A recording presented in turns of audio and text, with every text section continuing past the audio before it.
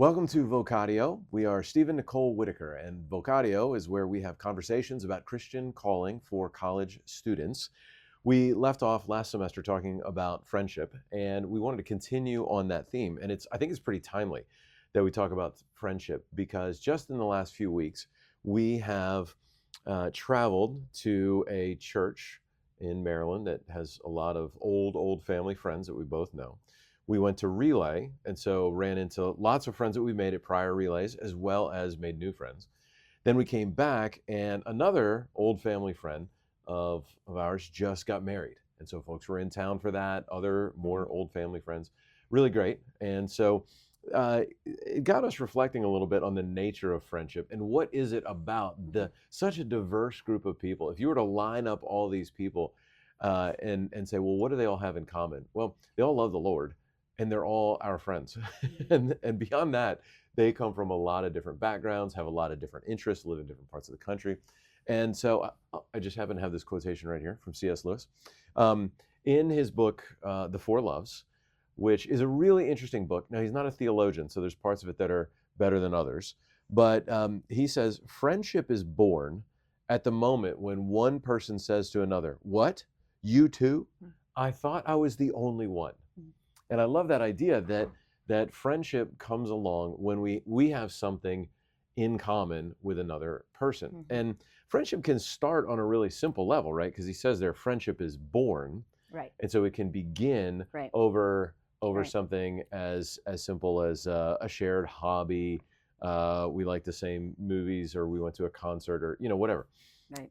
But then as friendship grows, I think the depth of a friendship can be measured by the weightiness and seriousness of the thing that is enjoyed together. Mm-hmm. And so, of course, for Christians, that means they're going to have the most significant friendships around because they share in common this greatest and most glorious thing, mm-hmm. right? In our devotion to Jesus Christ. Mm-hmm. Now, another step, though, so I'm leading to a question here. I have something I want to ask you about for us to talk about.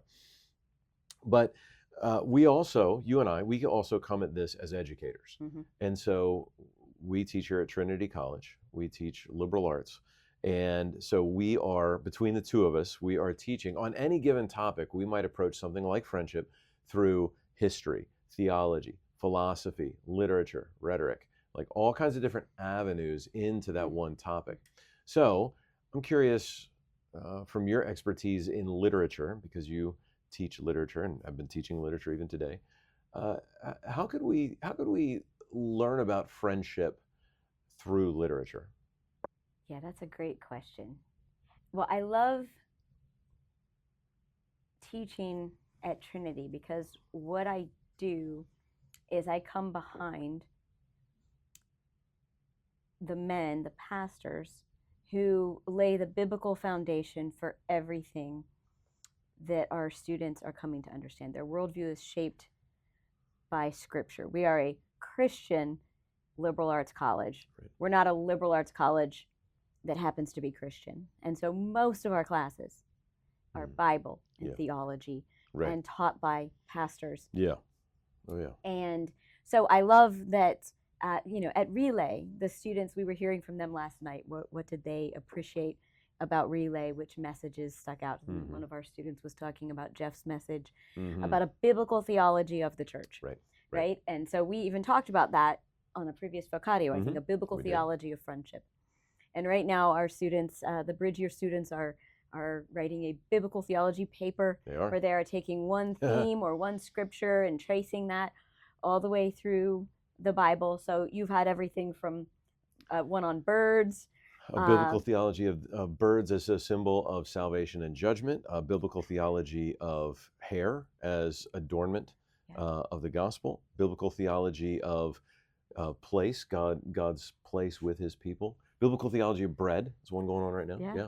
Oh, lots of interesting things. That's right. I can't wait to read Just getting started. Yeah. So what I get to come along and do is, I think, provide another layer. I was telling the students this morning, think of me as a Lois or a Eunice, right? I'm coming along as a mother, or I'm probably not quite in the grandmother category yet, but as a mother coming to encourage and add add teaching as a mother to this pastoral wisdom that they're getting.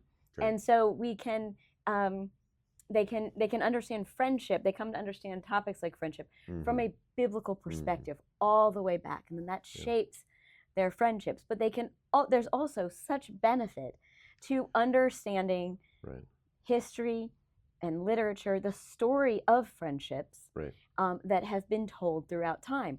The stories of friendships that have been told. How did God create us to be relational creatures?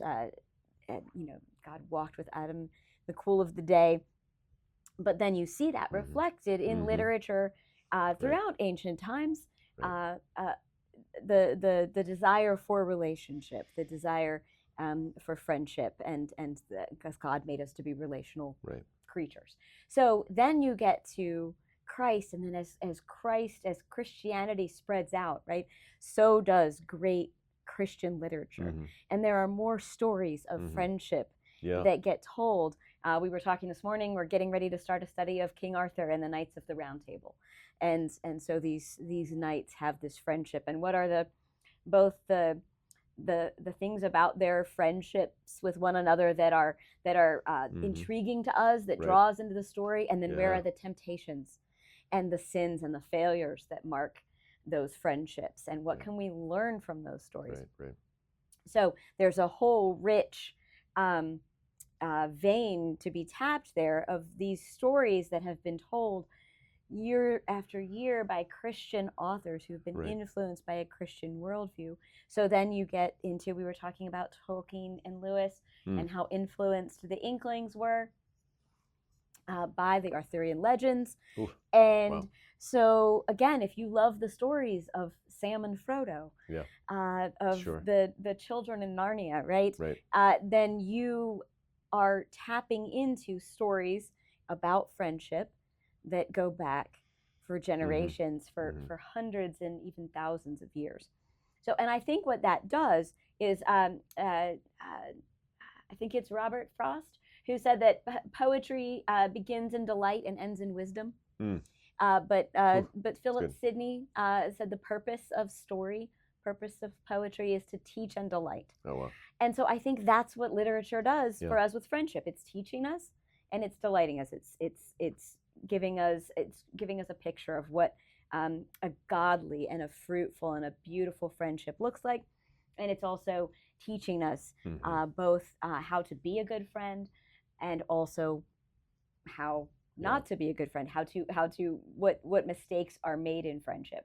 So I think that I was saying to the students, they've heard me say this many times, but it's not you're being shaped by story. And especially with friendships, you're being shaped by stories. And they're mostly modern, shallow, sinful, materialistic, humanistic, you name it. They're the stories that are shaping our idea of friendship usually are not very helpful. It's if you limit yourself to modern stories. Yes. Or television, movies and shows. Yes. I think that's exactly right. And the thing that stands out to me about reading literature, especially older literature, not like real modern stuff, is their understanding of human friendship is so much more full than anything you're going to encounter in a modern. Very few like movies or shows are gonna depict friendship as much more than like companionship. Like we goof off together. And the thing about friendship in literature is, I think the more you think about it, the more there is to see. And I think that's definitely true in both directions. That's true in how friendships can have a really virtue building effect in people. And so the children in Narnia often have that effect on one another, where they're spurring one another on to greater courage and valor or wisdom or whatever else. And you certainly see that. Or forgiving one another. Yes, exactly. One another. But you can also see the negative effects of bad friends. And so I'm thinking it all illustrates Proverbs 13:20. Whoever walks with the wise becomes wise, but the companion of fools suffers harm. And I love literature for that. And if you, I think for a lot of young people, it's sometimes they ask, well, why should I go reread a book? Well, Right. here's a great reason to go reread a book. Yes. Go reread Yes. a book and pay attention to a theme Right. like this. Yes. And so, to read Sherlock Holmes through the lens of Holmes and Watson's friendship, it at first doesn't seem like much of a friendship because Holmes is this genius off solving things, and Watson's kind of tagging along. But as you work your way through the stories, Watson becomes sort of his chronicler, kind of a biographer. But they develop a real friendship with each other, and you start to see how their friendship endures even through different seasons of life. As Watson gets married and then spends less time with Holmes, then he hooks up with him periodically to go solve a crime, and they're talking about how long it's been. There's all this. You just get a much more robust view of how friendship can work. You see that in Don Quixote, the way Don Quixote and Sancho Panza. I don't know if you can exactly describe their relationship as friendship. That's quite the friendship. But you learn a lot about companionship and the way they begin moving sort of towards each other over the course of the story. I know you don't care for that story very much. There's some enduring influence that it can have for good, but no, that was not my favorite novel. Well, okay. Yes. So I think that as we, but we're not only limited to literature. There are also many places in, well, by that I mean like fiction. There's other kinds of literature throughout church history and world history that have described the positive or negative effects of friendship. And so I'm thinking here of like, so in my medieval history and theology class in the fall, we were focusing on the early medieval period. We talked a lot about Augustine. And so, of course, in the Confessions, Augustine, he talks about how the episode with the pears, he never would have stolen the pears if he hadn't been with his friends. He had better pears at home. He wasn't even hungry. They chucked them, to the hogs or something as they were walking up. They just stole the pears for fun. Right. And then he also tells the story about his friend Alypius, who was a pious young man and did not want to go see the games and resisted the temptation to go see the games until finally his friends wore him down. And the effect that they had then is he became kind of one of the biggest proponents of the games and was most into it. And it was his friends that took him there. So, I think it's important as readers and as thinkers that we're attentive to themes like this. We could do this with lots of different things, but since we're talking about a friendship, it makes sense to focus on friendship as a theme that develops throughout literature and other history, philosophy, everything else. Right. No, and I mean, just very quickly as an aside to touch on what you said about rereading, we with one of my other classes, we were starting the Odyssey today by Homer, and one of the students had read it in high school, as many have, hopefully, and his teacher in high school had pointed out that hospitality was a theme in the Odyssey. But he said then reading it again for the second time, then he really saw all of the examples of that. He didn't get it on the first time around, but he remembered that his teacher had said that. And so this time it was just coming back to him. So again, a theme like that, hospitality, friendship, there's a lot going on there in the ancient world. There's a lot to benefit from. And he got that on the second time around. But yes, I agree. The literature, the history, the stories that have been told both in like Augustine's Confessions and also in stories like King Arthur have an enduring influence, and they shape our souls. They shape how we think about these things. They shape how we feel about them, and then they shape how we act. And so I think it's really important that we be reading, telling ourselves true stories, and then seeking to live that out in our daily life. I think that's why I mean, even as we're talking, I've noticed a remarkable closeness in our students. And I think some of that isn't just because they're together a lot of the time. It's because they're learning some of these deep truths at the same time, and then that's coming out in their lives. And so I think there's a closeness of friendship. So kind of back to your Lewis quote, I think you want to be finding the kind of people where you're saying, oh, I thought I was the only one. You don't want to be the only one loving something that Christ Right. that is not Christ centered. Yeah. You want to be learning to love things that are gifts from God, Yeah. along with other people. Right. So wherever you are, in whatever church context, Right. So be good. reading good stories, Christian stories that are helping you to develop friends like you read about in those stories. Yeah, and I think part of that is because then that helps you to think about who you are in the storyline that God is building in your life and in the lives of others. What kind of character are you? And we're not the first ones to make this observation. Lots of different people have pointed this out over time, that you are a character in a story. What kind of character are you? And so you can find that in a number of places. And well, can I just say there, I'm not sure who said it, but someone was saying you look in a mirror to see your face, and you look to art to see your soul. Ooh. So you are looking into a story to hopefully mirror back to you, who am I?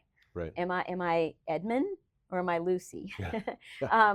You know, who am I in this story, and how can I become more Christ-like? Yeah, I think that's brilliant. And you know, I think the where I start to go with that is to think, well, what kind of character am I? And where this is relevant, particularly for college students or for students who might be watching this approaching college, is to think, who are the people that you are writing a story with? In other words, who are the companions in your life? And you know, a lot of people have this. There's this I think you'd call it a myth of the college experience. And I think well, a lot of parents look back on their time in college with a very nostalgic view, and it is certainly true that for many people, it's in college that some of your most formative spiritual experiences happen, and some of your most long-lasting friendships are formed. But the fact is that you can only know so many people. And so going to a large college does not help you have a better college experience in the sense of friendships, because I went to a college. Well, I went to several different colleges, but how many? Too many to count. I had a long and meandering academic career, and it's nearing its conclusion. I've been in school ever since I was 5, and I'm almost done. And but the first 2 colleges I went to were they were both around 20 or 30,000 people.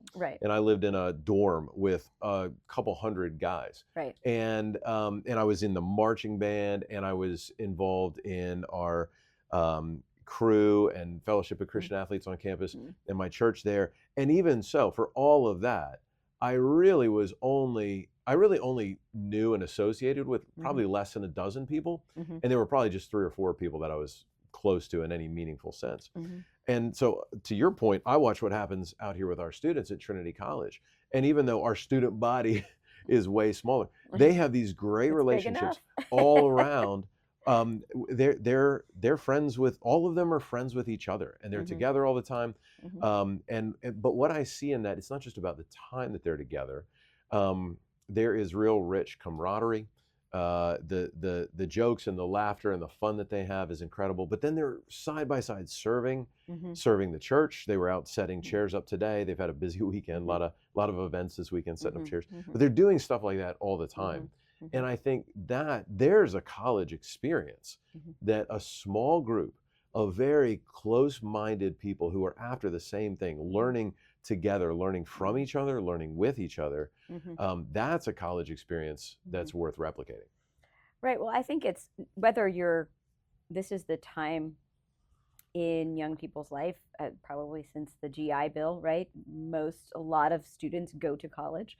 My grandmother did not go to college. She was raised, spent a couple of her teen years in a Mennonite community before they left to go to a gospel preaching church. But the formative time in her life was around this age, right? And the friendships that she had, it was her sister who preached the gospel to her right around 16, 17, I think. I might be getting that wrong, but late teens, I think. Told her how the Lord had transformed her life. And then she had fellowship with like-minded young people in a good community with a good church. And she had a wonderful life. She had a family and a loving marriage, but she would still go back to those days in her memories that she would share with us, when she Mm. was older, Wow. she would still go Yeah. back to this formative time in her life Yeah. when she was a young person, and the kind of fellowship that she had and the kind of joy. And so I think it is very important to consider, this time in your life is not about getting certified to Right. be something, some kind of career. Mhm. It's not about certification for a Mhm. career. It's Yeah. about who are you becoming and who are you walking with. Right. A friend of the wise becomes wise. Right. So, do you have wise friends? We Yeah. can, Yeah. Proverbs warns many times about the companion of fools coming to harm. However, it also talks very positively. Yeah. And most positively, it talks about parents and parental Sure. involvement Yep. and Absolutely. the influence of parents on a Right. young person's life. So if you're in high school listening to this, even if you're you're already in college listening to this, thinking about, okay, those who walk with the wise become wise. And I have seen so many young people, even just as we were at a wedding, who have walked in wisdom towards their parents, Mhm. and walked in humility and gotten their parents' wisdom. Just that path to marriage being just something that is full of joy, Right.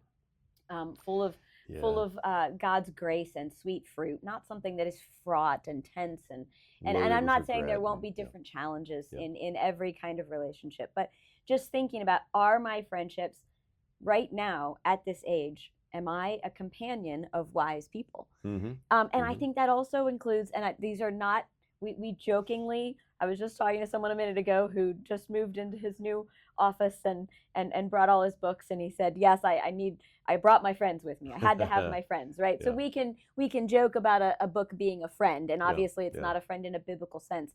However, there's much wisdom to be had from good literature. And I Right. think so. It's, you want to be walking with wise friends, Well, yeah. wise Christian friends, but you also want to be being influenced by stories. Mhm. If you are primarily playing video games, reading Mm. literature that is questionable in terms of its goodness, truth, and beauty, if you are being shaped by Netflix, if those are the stories that you're imbibing, what are the stories that you are reading Right. as you are walking with these friends? Right. So you want to have these good friends. These are not we teach the great books of the Western world.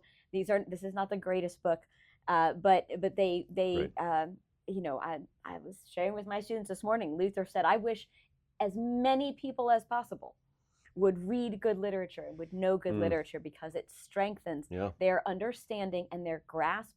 And he actually said they are better able to happily, with joy, understand the gospel the more they read good literature. Right. So Yeah.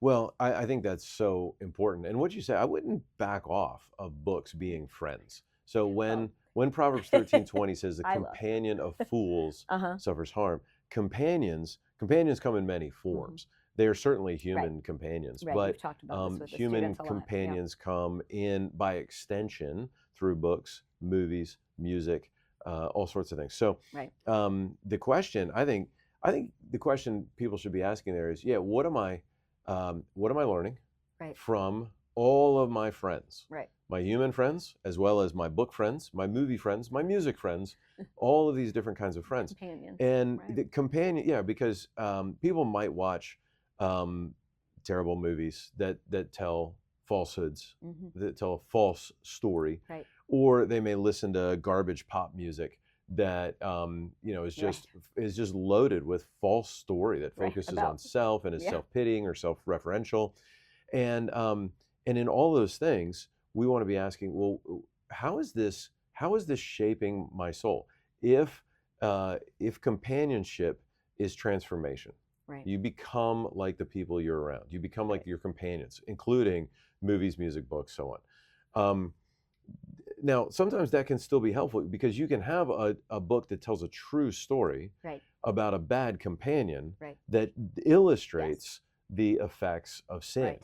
Right. And so the Count of Monte Cristo is a great depiction of that, when Edouard Dantes, the friends that he gathers around him, he's not a good judge of character. And the other, I forget his name now, the other guy who betrays him, well, that was you see the effects of him not being a good judge of character. Even though Mercedes, his beloved, was suspicious of him and had her doubts, he didn't listen and paid the consequences for it. So there's a lot of ways that we can learn through literature.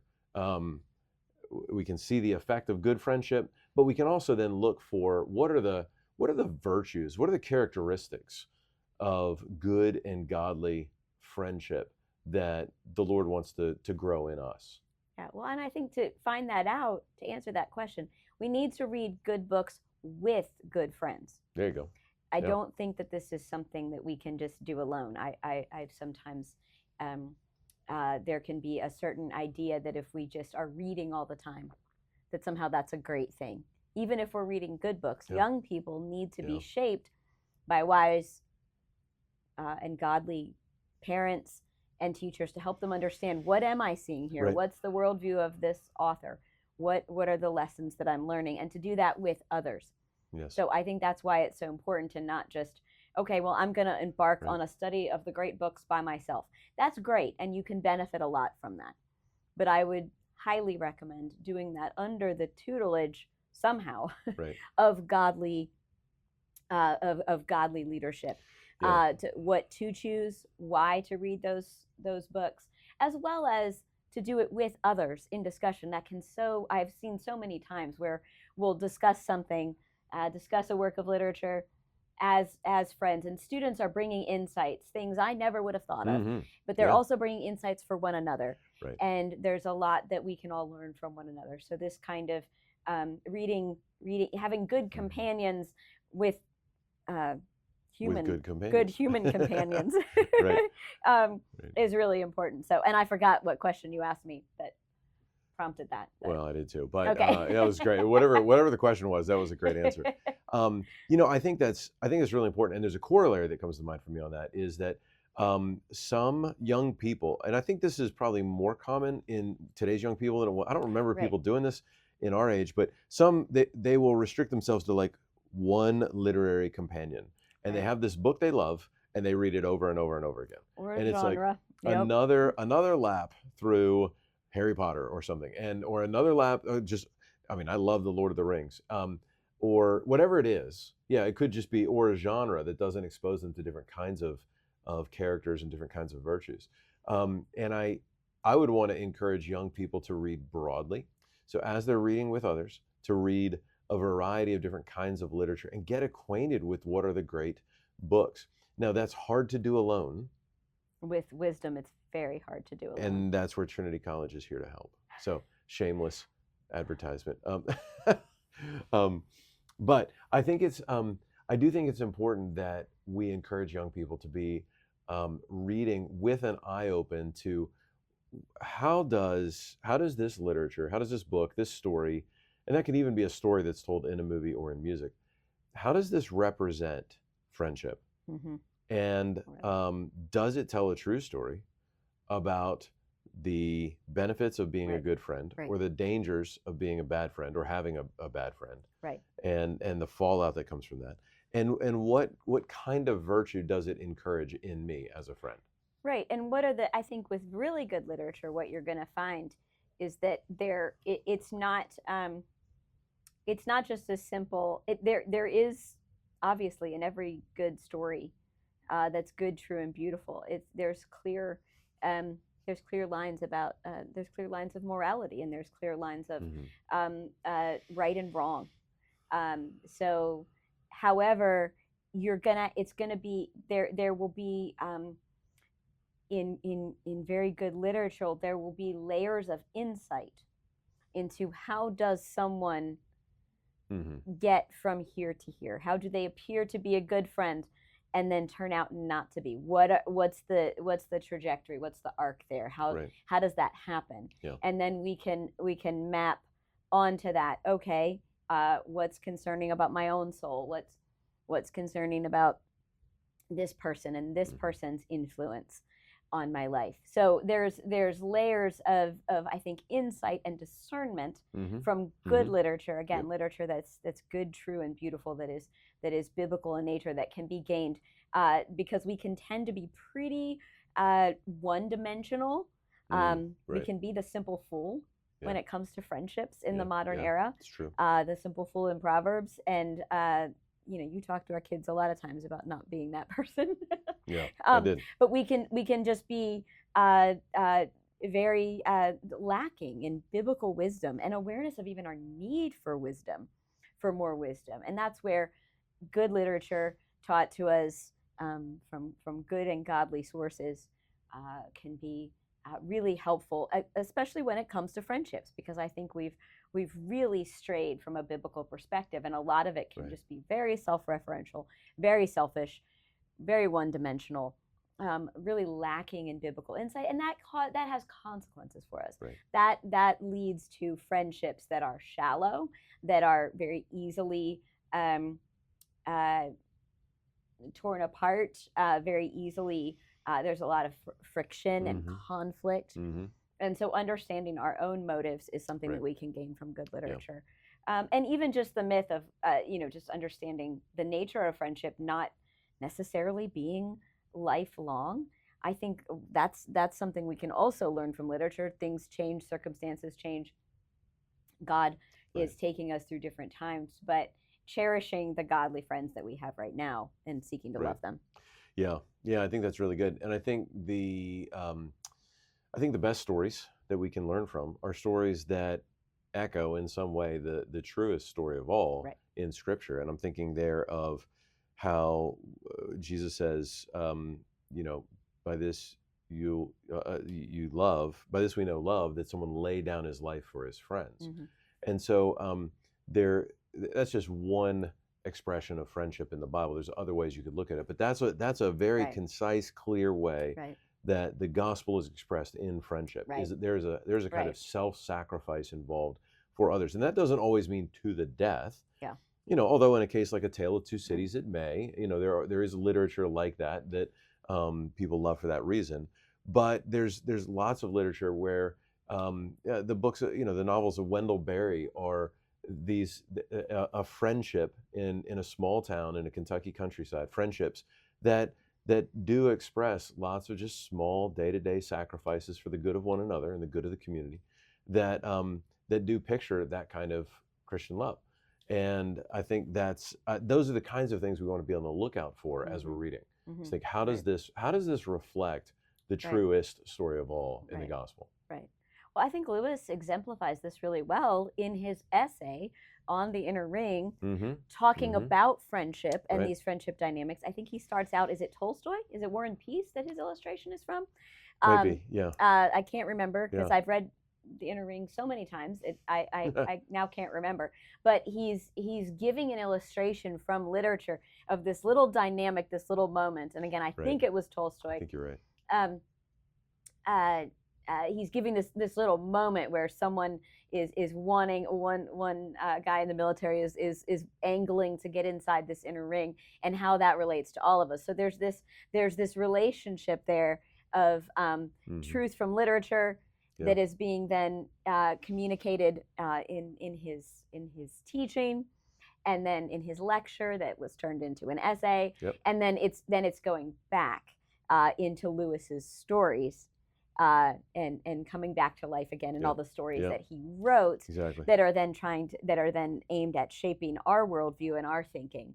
So reading good literature, if you want to be a writer, if you want to be a pastor or a teacher, oh my goodness, you need to read good literature to understand these things, and that's how you can then be a good friend to so many in different forms. Yeah, and I think that's the thing that we want for many people, I think, is to be able to see and understand and experience friendship or relationship on a deeper level, to understand it. And reading literature, analyzing, thinking about these themes, not just reading through cover to cover, but then stopping and really thinking about what you're reading.